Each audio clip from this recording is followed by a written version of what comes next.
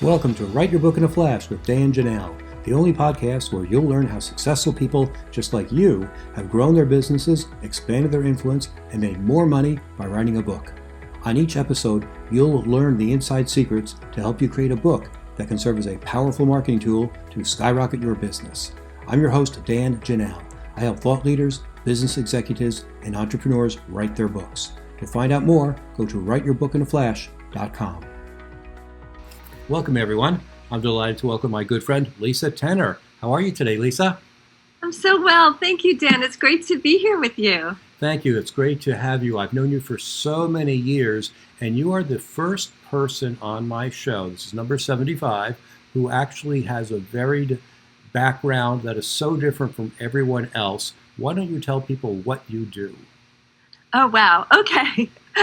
Well, I do a lot of things. Today we're going to talk about the referrals I do to qualified, really high quality ghostwriters.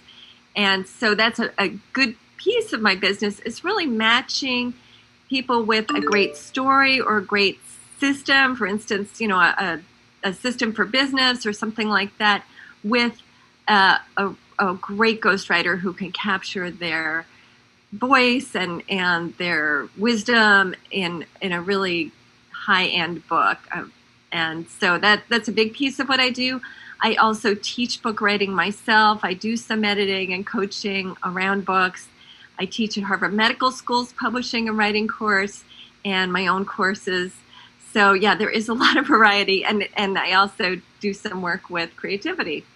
Fantastic. It's a great background. We're going to focus today on ghostwriting because one of the biggest secrets or the biggest unkept secret in the National Speakers Association is that a lot of books written by very famous people in the association, speakers who you know, actually used ghostwriters. They didn't write the books themselves. They might have co-written the book, they might have given information for the book, but someone else did the hard work of actually putting the book together.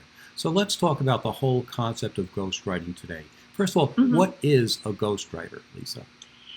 So yeah, this is a really good question, actually, because I think there is some misunderstanding here. So ghostwriter will write your book for you, and sometimes they'll work with some material you give them, such as you might even make a first pass at some of the book.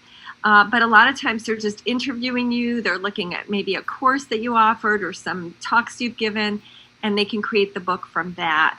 So this ghostwriter is generally writing your book, and usually a ghostwriter's name is not on the book. If their name is on the book, such as so-and-so with, and then the writer's name, you would be considered a co-writer, which is a little different.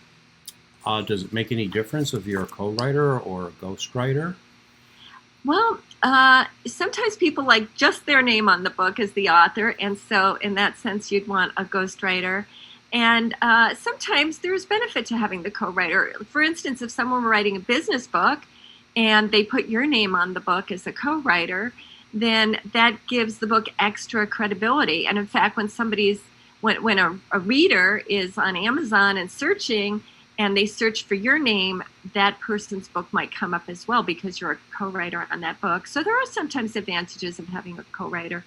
It's a very individual decision, I would say. That's so true. I've done both, as a matter of fact. I ghost wrote a book for a financial planner, and he wanted to use it as a big business card for himself. So there's no advantage to having my name on the book at all, especially since he had the professional designation as a certified financial planner. So it made a lot of sense for him.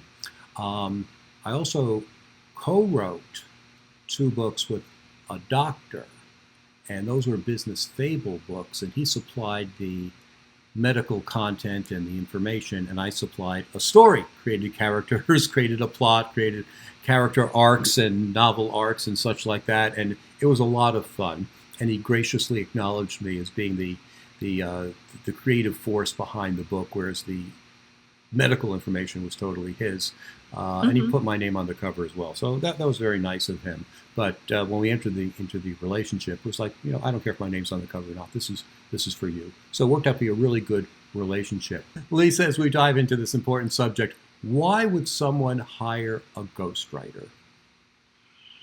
Well, there's several reasons. The first might be that you just don't have the time. If you're a busy executive and you have 5 big things on your plate, the book might just keep getting backburnered unless you hire somebody to take over this project, and a ghostwriter is the perfect person.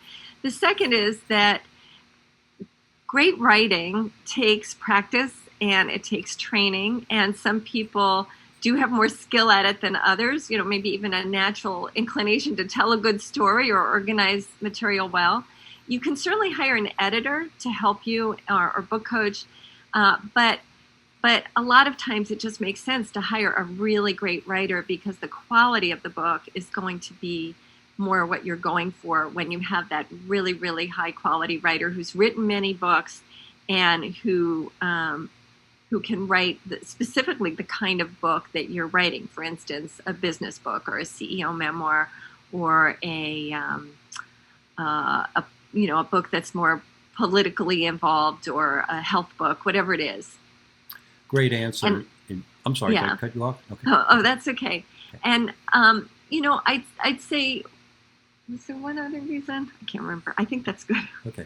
Well, my friend David Newman says it's executive malpractice for an executive to write her own book, because she can make much more money by doing what she does every day instead of spending all those hours it takes to write a book. So that would be another reason to hire a ghostwriter.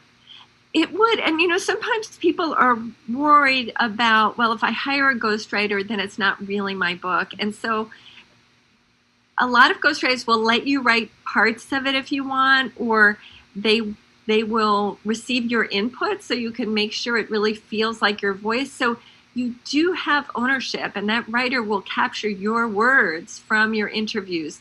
So it's not cheating in the way people might think. You will have ownership with a good ghostwriter. Yeah, it's interesting you bring that up, because I've interviewed maybe 74 other authors on my podcast series, year number 75. And just about all of them have said that writing a book is a collaborative process. They might not have thought so at the beginning, but by the time they talk to a book coach or a copy editor or developmental editor, they realize that it really does take a village to write a book and produce it. I mean, it's one thing to write a manuscript, then there's the copy editing and proofreading and layout and cover design. So no one person can be expected to have all those skills. So you might as well get the best people possible to fill each of those roles. Which raises the next question. How can you create a good relationship with your ghostwriter? So this is so important. I can't really emphasize the importance enough.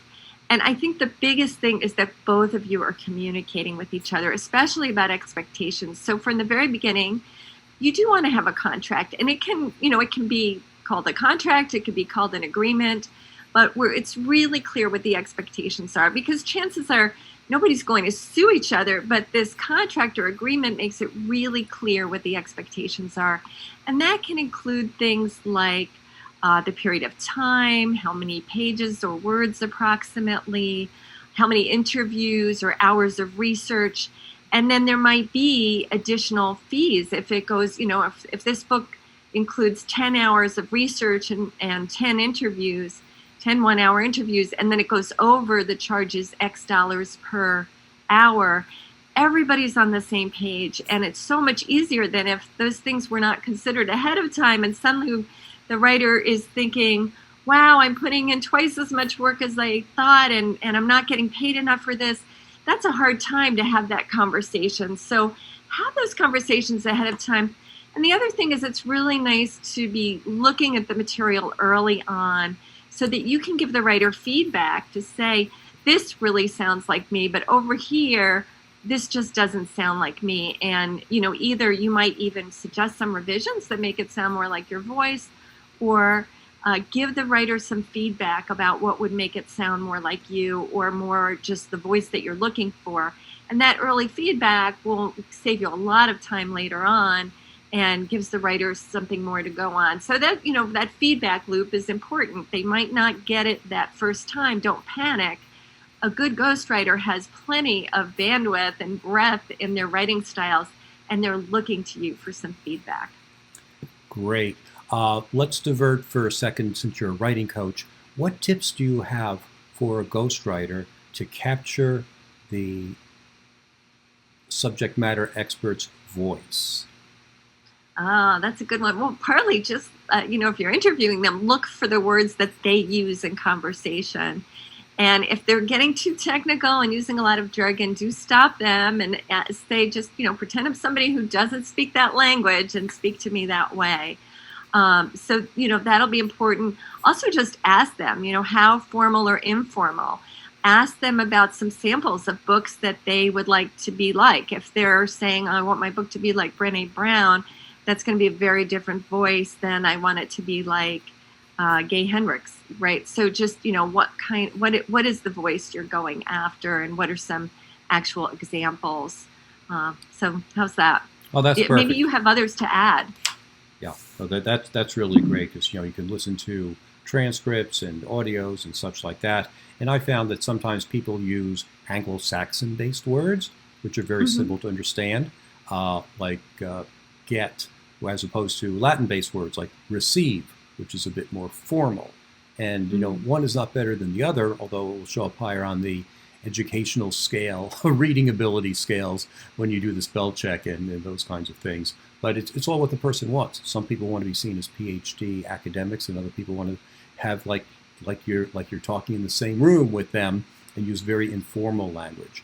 Developmental editing a book now with a speaker who's a great storyteller, and he's writing like he speaks, and I'm editing it very lightly because I would ruin it if I went down with a heavy hammer and used strict grammar rules and punctuation rules. It just wouldn't be him anymore, and it works. It flows. So we're both very happy at this point.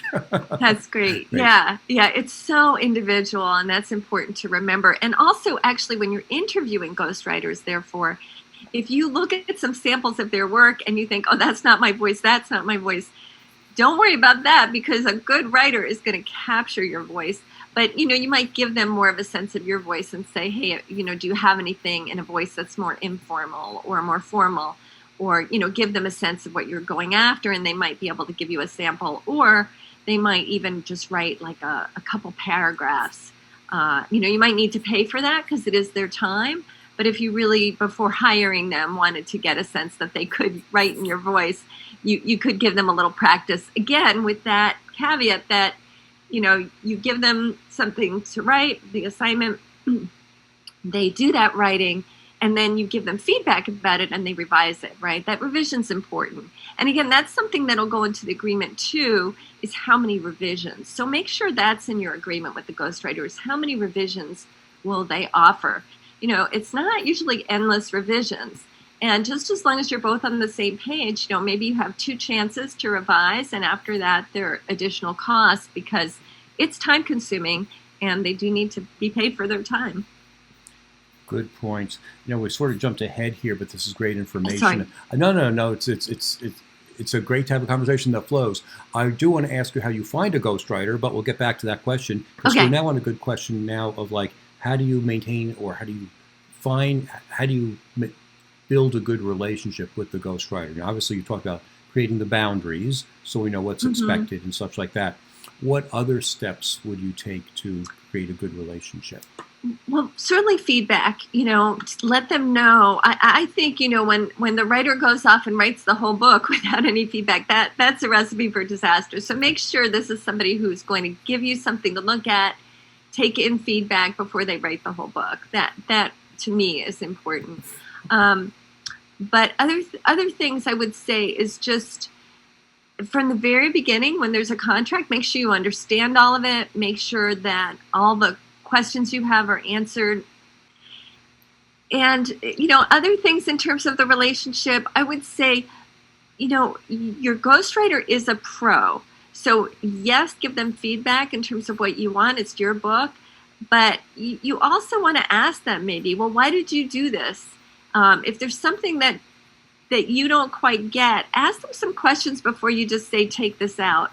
Because there may be a reason they put it in, and maybe there's just a small tweak it needs rather than just taking something out. That you're working with somebody who is an expert, and there's just a balance of, both people have something to bring to the table. So don't discount things before asking about them, but also it is your book, and don't feel uncomfortable with saying, no, I absolutely don't want that in the book, or this is so important to me, let's find a place for it. Perfect. I've done that with several clients as well. Because of my marketing background, I can put in little subtle hints that they're a speaker or a coach or a consultant or they're available to be hired. Things, little phrase here, little phrase there that they may not have thought to put in themselves, but when I put it in, I know it's like this is the perfect way to promote yourself and brand yourself. And then you generally appreciate that because that's what they're hiring me for, to add that extra bit that they don't know about. So let's take a step back here. And how do you find a ghostwriter? I mean, you're sort of like a literary agent for ghostwriters and subject matter experts. How do people find you, and to work with you, and also how would they find a ghostwriter on their own? Yeah, so to find me, it's lisatenor.com, and I think there's a tab for ghostwriting, so you can just go there. And I have a lot of good articles, not just about working with a ghostwriter, but like lots of very specifics. For instance, a ghostwriter for a CEO memoir, or other specifics you might have about working with a ghostwriter. Like I think there's one specifically on the agreement with a ghostwriter.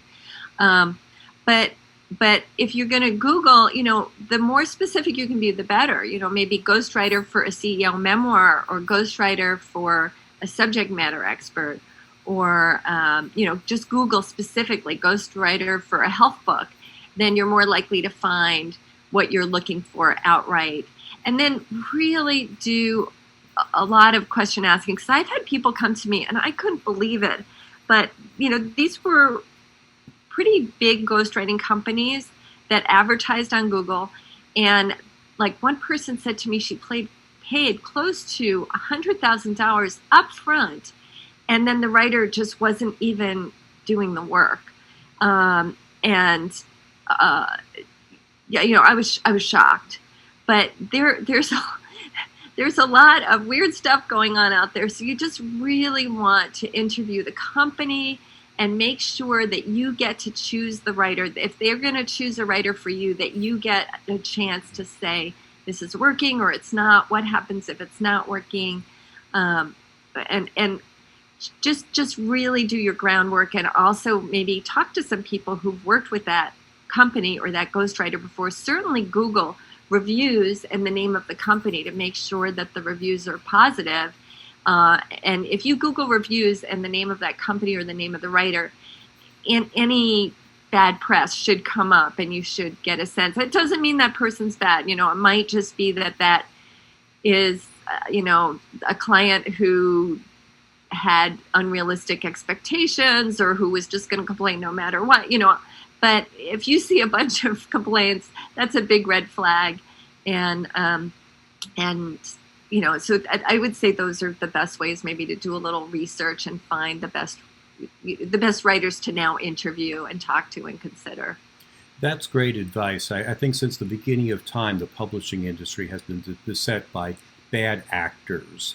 If you go back to the 1950s, when self-publishing was really not a thing, they had hybrid publishers or self-publishers, and they were really just horrible, horrible companies that would produce books with typos. They weren't copy edited. They were just real vanity press, what they're called, not hybrid, vanity press. Today, they're hybrid publishers who do a really great job of printing, and self-publishing is the great democratization of our time, where lots of people can put books up on Amazon, whereas those books might never have been published by a major company because the markets were too small or whatever.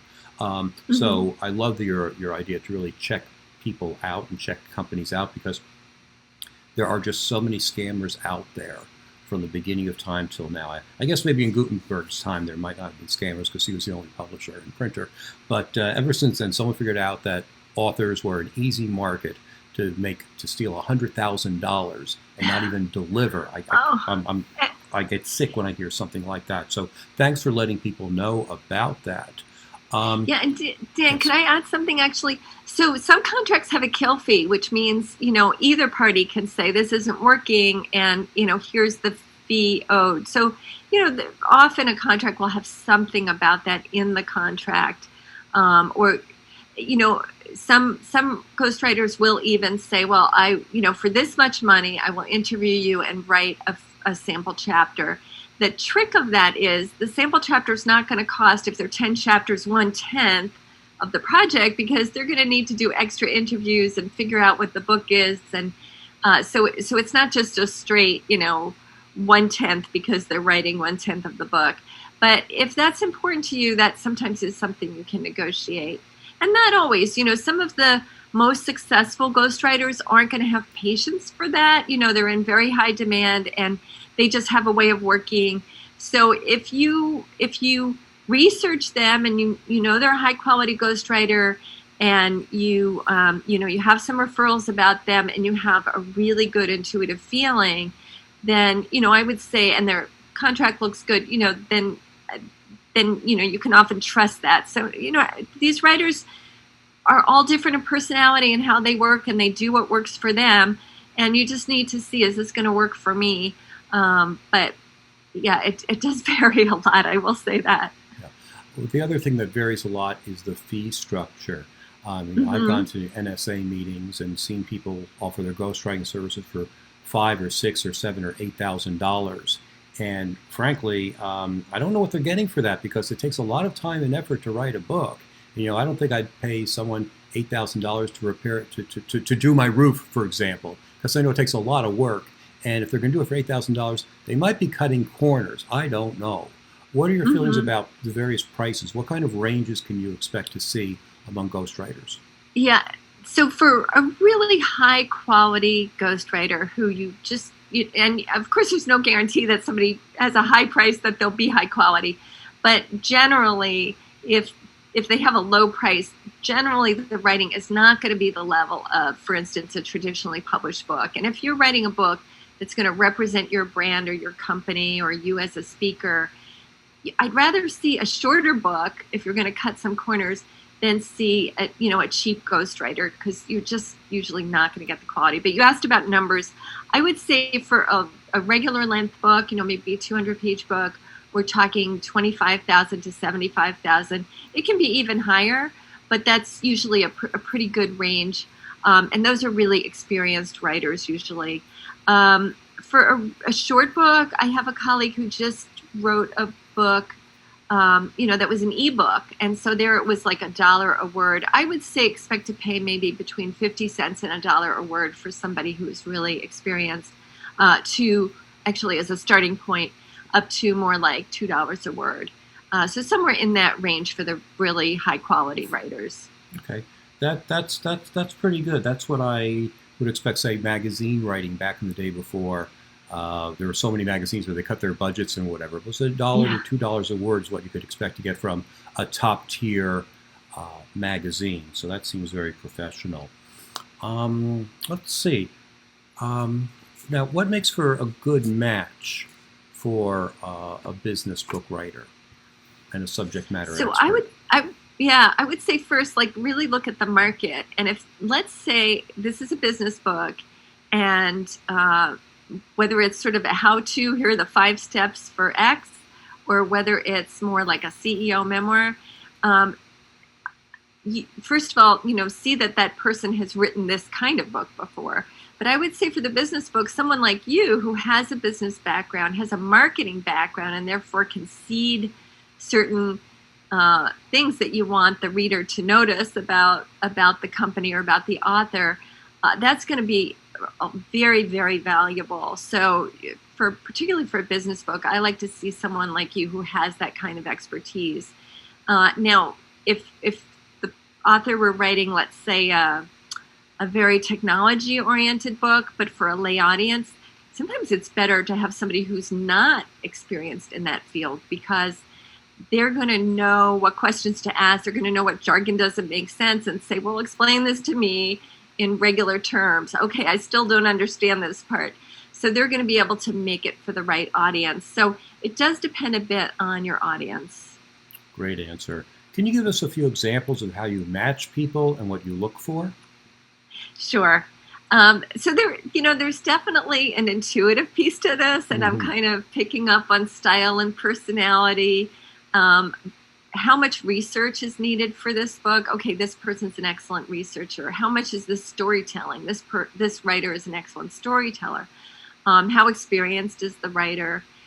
Certainly budget comes into play, right? I don't want to suggest somebody who charges $75,000 if the person only has a $25,000 budget. And then there's that personal connection to the material. So some like common things that come up is, let's say the book has a big adoption theme, and I know this writer who adopted 4 of her kids.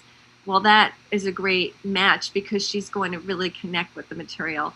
Or it's a recovery book, and I know some writers actually have a background in recovery. Or maybe it's setting, and I know this author's from Maine, and the book's set in Maine, great match. I recently had this relationship coach who was writing an ebook about dating, and I knew this ghostwriter had these amazing stories about her own dating experience, and it turned out the coach was fairly new and didn't have a lot of stories. So she was able to use the writer's stories, and it added a lot of color and interest and made the book just so much better than it might have been otherwise. So those are some fun things. And then I'm always amazed when there's a piece to the story that I didn't know. I make this match, and it turns out there's like this magical connection between the writer and the ghostwriter and the author that we couldn't even anticipate. And that does happen, which, just I can't take credit for that. I think the universe is just working on their behalf, but it's really fun when that happens as well. Yeah, I can second that point because a lot of the people that I've worked with really become good friends because for several months, you're living with each other in each other's minds. I mean, there was one client I had every Monday morning. We spoke and talked about the progress for the book, and it became part of our ritual. And when the book was done, I felt like, I'm missing a friend. How come, it's 10:30. How come I'm not talking to this person? Because it was so much of a routine for such a long time. So that was really cool. Well, Lisa, It's been a wonderful conversation. You've shared so much with us. Tell us, who is your perfect client, and how can they get in touch with you? So I would say, my perfect client is somebody who's looking for a really high quality writer. You have the budget. You're not going to have to take out a loan for this to happen, and you've got a strong story or strong teachings or a system that you are teaching people. Maybe it's even something that you regularly teach or train or use in your consulting, and you're clear about your goals. Those would be things that make somebody a good match for me and the ghostwriters that I work with. Great. And how can they get in touch with you? You can email me, lisa@lisatenner.com. You can go to my website and read more about my services. Again, lisatenner.com, lisatenner.com. And you can fill out, there's a contact form there as well. Those are probably the best ways. Fantastic. Thanks for being with us today, Lisa. My pleasure. Thank you, Dan. Thanks for listening to Write Your Book in a Flash with Dan Janal, the only podcast that shows you exactly how people just like you have built their businesses by writing a book. If you'd like to write your book but don't know where to start, you can find great information at writeyourbookinaflash.com. Thanks again for listening. We'll be back next week with another insightful interview to help you become a top business leader.